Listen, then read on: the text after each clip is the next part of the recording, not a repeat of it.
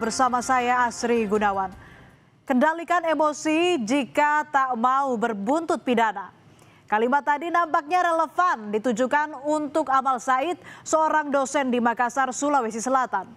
Gara-gara ditegur karena potong antrean, Amal tak bisa mengendalikan emosinya hingga berujung meludahi kasir swalayan. Alih-alih selesai di meja kasir, kasus ini berlanjut ke kantor polisi. Peristiwa terjadi di salah satu swalayan di Jalan Perintis Kemerdekaan, Kecamatan Tamalan Rea, Makassar pada 24 Desember 2025. Awalnya kondisi swalayan sedang ramai dan Amal berada dalam antrean. Tiba-tiba ia menyerobot ke depan. Seorang petugas kasir menghampiri dan meminta Amal kembali ke antrean. Namun teguran itu justru memicu emosi Amal. Ia ngotot minta segera dilayani. Demi menjaga kenyamanan pelanggan lain, petugas kasir mengalah dan melayani transaksi Amal. Namun tak disangka saudara, di tengah proses transaksi, Amal meludah ke arah kasir dan menuntut sang kasir meminta maaf. Kasir swalayan berinisial N mengalami trauma usai menjadi sasaran amarah sang dosen. Dengan dukungan keluarga, kasir tersebut melaporkan Amal ke Polsek Tamalan Rea atas dugaan penghinaan. Ini sesuai dengan pasal 315 untuk KUHP lama, kemudian untuk KUHP baru 436 itu tidak dilakukan penahanan karena dengan ancaman hukuman 6 bulan. Dua pihak yang berseteru memberi penjelasan berbeda. Kasir N menjelaskan dosen Amal awalnya berada di bagian belakang lalu menyerobot dua orang di depannya. Saat ditegur, Amal justru tersinggung dan memarahi kasir sambil melempar keranjang belanjanya. Tak sampai di situ, Amal memaksa agar dilayani dan menuding kasir memberi pelayanan buruk. Ia juga mengancam akan mengadukan ke atasan sang kasir. Sementara Amal membantah menyerobot antrean. Ia mengaku hanya maju ke meja kasir yang sedang kosong. Lalu emosinya tersulut ketika staf swalayan bertanya kenapa Amal tidak antre. Ia merasa dipersulit dan diperlakukan tidak sopan. Amal menyebut tindakannya meludahi kasir dilakukan spontan akibat jengkel yang tak terbendung.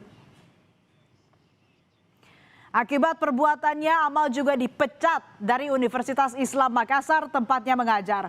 Sidang Komisi Disiplin dan Komisi Etik UIM memutuskan perbuatan Amal melanggar kode etik dan dianggap sebagai pelecehan. Pihak universitas juga menjelaskan Amal adalah dosen aparatur sipil negara yang diperbantukan mengajar di UIM. UIM memberhentikan yang bersangkutan sebagai dosen UIM dan dikembalikan ke L2 Dikti wilayah 9 sebagai dosen negeri. Setelah kasusnya jadi sorotan, Amal meminta maaf dan mengaku lepas kontrol. Amal lagi-lagi mengakui tersulut emosi ketika seorang staf menanyakan kenapa Amal tidak ikut antrean. Padahal ia sudah merasa antre dan maju ke kasir yang sedang kosong. Robot itu kalau menyerobot saya dahului orang, tidak ada orang yang saya dahului kan, tidak ada sama sekali. Karena itu tadi kelakuannya ke saya yang mulai sudah membatu di dada saya, akhirnya itu yang bikin saya mulai lepas kontrol. Saya minta maaf karena itu di luar kendali itu. Usai dipecat dari kampus tempatnya mengajar, dosen yang meludahi kasir swalayan diperiksa penyidik Polsek Tamalan Rea Makassar. Amal diperiksa sebagai terlapor atas perbuatan tidak terpujinya meludahi seorang kasir swalayan. Sebagai warga negara yang baik, ya sebagai dosen, saya harus menerima itu karena itu keputusan lembaga. Pada 13 Januari 2026, kasus dosen ludahi kasir swalayan dinaikkan ke tahap penyidikan. Polisi menetapkan mantan dosen UIM Amal Said sebagai tersangka. Amal dijerat pasal penghinaan. Dan sudah penetapan terhadap tersangka yang diduga hukum dosen ini. Kemudian telah dilakukan pemeriksaan terhadap diduga tersangka tersebut. Kemudian saat ini penyidik akan merampungkan berkas, kemudian akan ditindaklanjuti untuk pemberkasan ke JPU. Atas perbuatannya, Amal dijerat pasal 315 KUHP atau pasal 436 KUHP baru tahun 2023 dengan ancaman pidana penjara paling lama 6 bulan atau pidana denda. Namun sebelum berkasnya diserahkan ke jaksa penuntut umum, polisi masih mendorong restoratif justice dengan mempertemukan korban dan tersangka.